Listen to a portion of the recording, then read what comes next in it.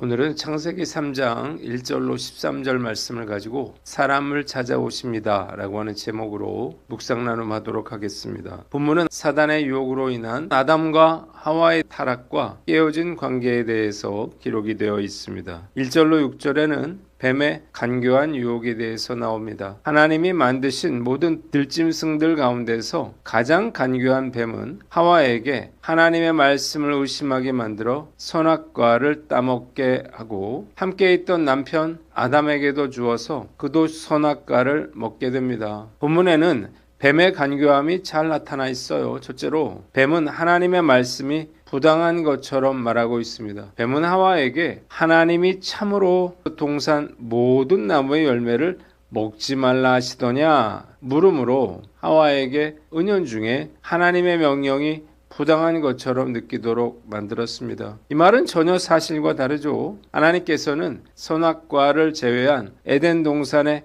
각종 모든 나무 열매를 먹을 수 있도록 허락해 주셨습니다. 둘째로 뱀은 하나님의 말씀을 부정했어요. 4절에 보면 뱀은 하와에게 선악과를 먹어도 절대로 죽지 않을 것이라고 말했습니다. 이 말은 완전 거짓이죠. 하나님께서는 창세기 2장 17절에 내가 먹는 날에는 정령 죽으리라 말씀하셨기 때문이에요. 죽지 아니하리라는 사단의 말은 맞는 듯 했습니다. 아담과 하와가 선악과를 따먹은 후에 즉시 죽지는 않았기 때문이에요. 선악과를 따먹기 전에 아담과 하와는 영생하는 존재였는데 선악과를 먹은 이후에 늙기 시작했고 병들었고 결국 죽게 되었습니다. 당장 죽지는 않았지만 결국 죽을 수밖에 없는 존재가 되고 만 거예요. 셋째로 뱀은 불순종이 유익이 될 것이라고 유혹을 했습니다. 5절에 보면 뱀은 선악과를 따먹으면 눈이 밝아져서 하나님처럼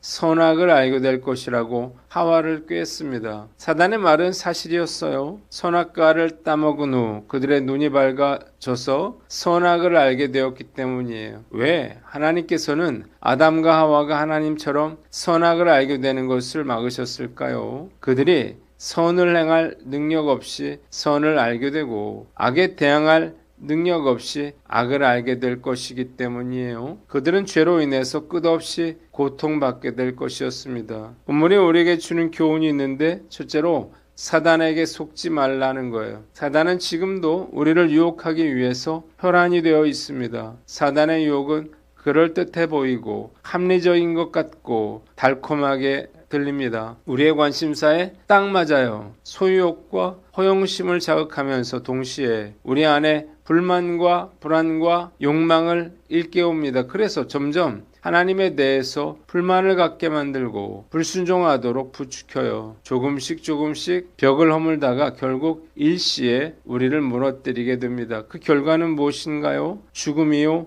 심판이에요. 절대로 사단의 유혹에 틈을 주지 말아야 합니다. 사단이 시험하거든 처음부터 싹을 잘라야 합니다. 내버려두면 결국 우리들을 무너뜨릴 거예요. 많은 사람들이 죄에 대해서 둔감합니다. 죄 짓는 것을 두려워하지 않아요. 죄 짓고도 아무런 일도 없을 것이라고 생각합니다. 물론 한 번 죄 짓는다고 해서 그것으로 망해버리는 건 아니에요. 끝나는 것은 아니에요. 하나님은 죄를 용서하시고 다시 한번 기회를 주십니다. 그러나 결국 죄는 반복되고 너무나 큰 고통과 파괴를 가져다 줍니다. 죄 짓는 것을 결코 쉽게 생각해서는 안 됩니다. 하나님이 다 용서해 주시겠지. 아무 일도 없겠지라는 생각은 마귀가 주는 생각이에요. 말씀을 통해 죄 짓는 것이 얼마나 큰 고통이요, 슬픔이요, 형벌인지를 분명하게 깨닫고 죄 짓지 않도록 노력해야 할 것입니다. 하나님께서 하지 말라는 것은 하지 말아야 합니다. 사단은 지금도 하나님의 계획을 망치고 나의 삶을 무너지게 만들기 위해 혈안이 되어 있어요. 사단의 유혹에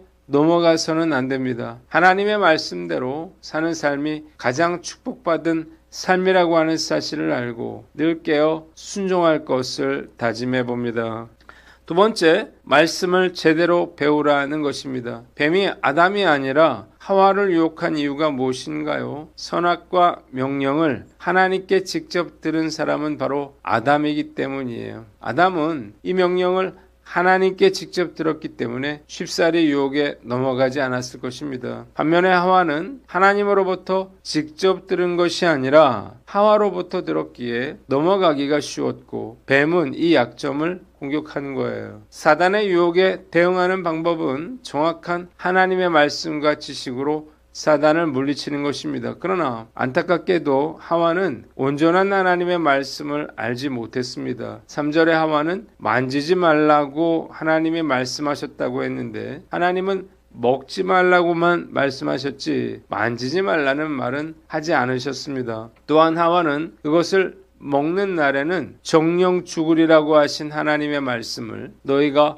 죽을까 하노라 라고 하는 말로 바꾸어 말했습니다. 사단은 말씀을 제대로 알지 못하는 사람을 공격해요 때문에 철저하게 말씀을 배워야 합니다. 말씀을 제대로 알지 못하면 사단은 빈틈을 파고들어 우리를 시험하고 죄짓게 만듭니다. 안타깝게도 한국교회 많은 성도들이 하나님의 말씀에 무지해요. 한 번이라도 성경 전체를 읽어본 성도들이 많지 않고 제자훈련과 같은 깊은 성경 공부를 해본 성도들도 적습니다. 매일 큐티하는 성도들은 더욱 적어요. 예화 말고 목사들의 설교의 내용을 이해하고 기억하는 성도들이 과연 얼마나 될까 생각해 봅니다. 정말 걱정이 돼요. 성경 공부 교사로서 또 큐티 안내자로서 좀 더 많은 성도들에게 성경을 알리고 가르쳐 사단의 유혹과 시험에 넘어가지 않도록 최선의 노력을 다할 것을 다짐해 봅니다. 두 번째 7절로 10절에 죄의 즉각적인 결과에 대해서 나옵니다. 첫 번째 7절 수치심에 대해 나와요. 눈이 밝아진 그들은 무화과 나무 잎을 엮어서 자신들의 벗은 몸을 가렸습니다. 그들의 눈이 밝아져서 얻게 된 것은 바로 부끄러움이었어요. 그들은 갑자기 자신들이 벌거벗었다는 사실이 부끄럽게 느껴지기 시작했습니다. 그들은 자신들이 영적, 육체적으로 벌거벗은 존재임을 깨닫게 됐고 이를 가리기 위해서 무화과 잎을 엮어 치마를 만들었습니다. 그러나 그들의 부끄러움은 그 어떤 것으로도 가릴 수가 없었어요. 두 번째 8절로 10절에 두려움에 대해서 나옵니다. 아담과 하와는 하나님께서 동산을 거니시는 소리를 듣고 하나님이 두려워 동산나무 사이에 숨었습니다. 하나님이 아담에게 내가 어디에 있느냐 물으시자 아담은 그가 벗었으므로 두려워하여 숨었다고 말합니다. 죄를 범하면 하나님과의 관계가 깨어져서 하나님과의 만남이 기쁨이 아니라 두려움과 고통이 됩니다. 9절에 하나님은 아담에게 내가 어디에 있느냐 물으셨는데 이 질문은 장소가 아니라 하나님과 아담의 관계를 물으시는 것입니다. 아담이 하나님을 피하여 숨은 이유는 벗었기 때문이 아니라 불순종으로 인한 두려움 때문이었어요. 세 번째 11절로 13절에는 책임 전가에 대해서 나옵니다. 하나님이 아담에게 내가 벗었음을 누가 알렸느냐? 내가 선악과를 먹었느냐? 물으시자 아담은 하나님이 주신 여자 때문에 먹었다며 여자와 하나님께 책임을 돌리고 여자는 뱀이 꿰어서 먹었다면서 뱀에게 책임을 돌렸습니다. 창세기 2장 23절에 아담은 하와를 보고 이는 내 뼈 중에 뼈요 살 중에 살이라고 외쳤어요. 그러나 하나님께서 그를 책망하시자 하와에게 책임을 떠넘겼을 뿐만 아니라 하와를 하나님이 주셔서 나와 함께 있게 하신 여자라고 말하면서 하와를 주신 하나님께도 책임 전가를 하고 있습니다. 본문이 우리에게 주는 교훈이 있는데 죄의 무서움을 알고 대적하라는 거예요. 죄는 모든 것을 무너뜨립니다. 아담과 하와는 선악과를 따먹는 순간 죄에 대해서 눈을 뜨게 되어 수치심을 느끼고 죄책감으로 인해 하나님과의 친밀한 교제가 사라졌으며 하와뿐만 아니라 하나님께도 책임을 전가했어요. 죄가 얼마나 무서운 것인지를 분명히 알아야 합니다. 죄는 우리의 모든 것을 한순간에 빼앗고 무너뜨립니다. 죄의 무서움을 알았다면 우리가 해야 될 일이 있는데 첫째로 죄를 과소평가하지 않는 것입니다. 이 정도쯤이야 라고 하는 생각이 유혹의 시작이에요. 죄는 우리 인생을 삼키려는 맹수와 같음을 기억하고 작은 불이나 타협 앞에서도 영적인 긴장감을 늦추지 말아야 합니다. 둘째로 즉각적인 회개입니다. 만일 우리가 죄를 저질렀다면 즉시 하나님께로 나아가야 합니다. 수치심 때문에 숨는 것은 사단이 가장 원하는 일이죠. 부끄러움을 무릅쓰고 빛 가운데로 나아가는 것만이 회복으로 나아갈 수 있는 유일한 길이에요. 세 번째로 책임 전가의 습관을 끊는 것입니다. 문제가 생겼을 때 누구 때문에 라고 말하는 아담의 본능을 거부해야 합니다. 대신 하나님, 제가 범죄했습니다. 저를 불쌍히 여겨 주시옵소서라고 고백할 줄 알아야 하는 거예요. 회복은 남을 탓하는 입술이 멈출 때 시작되는 것입니다. 말씀을 묵상하면서 죄가 얼마나 무섭고 처참한 것인지를 다시 한번 깨닫게 됩니다. 하지만 죄를 짓게 되면 나도 모르게 아담의 행동을 똑같이 따라하게 됨을 느낍니다. 죄는 나 자신과 하나님과의 관계뿐만 아니라 사람들과의 모든 관계를